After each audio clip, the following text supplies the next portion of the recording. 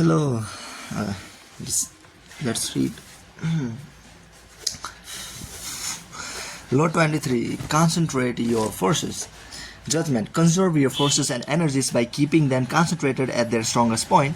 You gain more by finding a rich mine and mining it deeper than by flitting from one shallow mine to another. Intensify defeats intensity every time. When looking for sources of power to elevate you, find the one key patron, the fat cow, who will give you milk for a long time to come.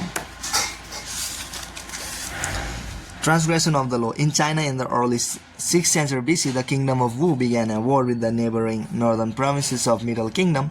Wu was a growing power, but it lacked the great history and civilization of the Middle Kingdom. For centuries, the center of Chinese culture. By defeating the Middle Kingdom, the king of Wu would instantly raise his status. The war began with great fanfare and several victories, but it soon backed down. The war began with great fanfare and several victories, but it soon backed down. A victory on one front would leave the Wu armies vulnerable on another. The king's chief minister and advisor, Wu Shushu, warned him that the barbarous state of Yue to the south was beginning to notice the kingdom of Wu's proud man had designed to invade. The king only laughed at such worries. One more big victory and the great Middle Kingdom would be his. In the year 490, Wu Shushi sent his son away to serve in the kingdom of Qi. In doing so, he sent the king a signal that he disapproved of the war and that he believed the king's selfish ambition was leading Wu to ruin. The king, sensing betrayal, lashed out at his minister, accusing him of a lack of loyalty, and in fit of anger ordered him to kill himself. Wu Shushi obeyed his king, but before he plunged the knife into his chest, he cried, "Tear out my eyes, O king, and fix them on the gate of Wu, so that I may see the triumphant entry of you." As Wu Shi had predicted, within a few years, a Yu army passed beneath the gate of Wu. As the barbarians surrounded the palace, the king remembered his minister's last words and felt the dead man's disembodied eyes watching his disgrace. Unable to bear his shame, the king killed himself, covering his face so that he would not have to meet the reproachful gaze of his minister in the next world. Interpretation. The story of Wu is a paradigm of all empires that have come to ruin by overarching.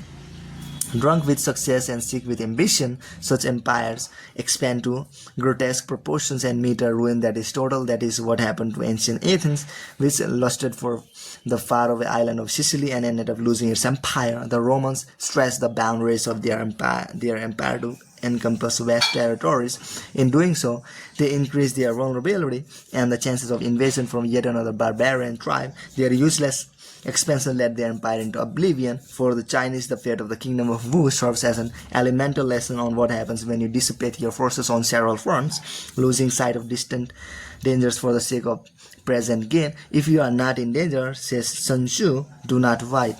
It is almost a physical law. What is bloated beyond its proportions inevitably collapses. The mind must not wander from goal to goal or be distracted by success from its sense of purpose and proportion. What is concentrated, coherent, and connected to its past has power. What is dissipated, divided, and distant rots and falls to the ground. The bigger it bloats, the harder it falls. Okay. Observance of the law.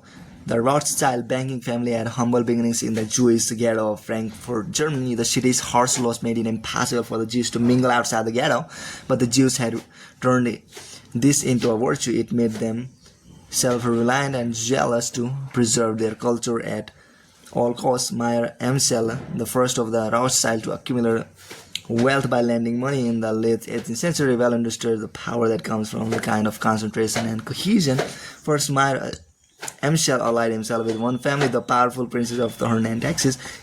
Instead of spreading his services out, he made himself this prince's primary banker. Second, he entrusted none of his business to outsiders, using only his children and close relatives. The more unified and tight-knit the family, the more powerful it would become. Okay.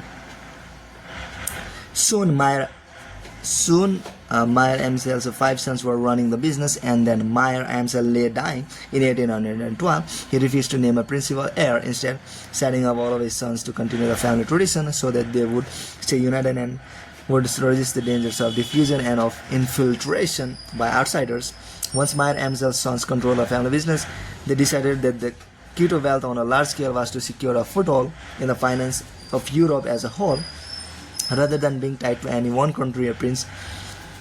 Of the five brothers, Nathan had already opened a shop in London in 1813. James moved to Paris. Amsel remained in Frankfurt. Salomon established himself in Vienna. And Karl, the youngest son, went to Naples. With each sphere of influence covered, they could tighten their hold on Europe's financial markets.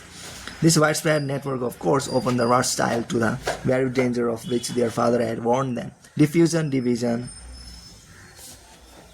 dissension. Okay, guys, that's it. Okay, bye.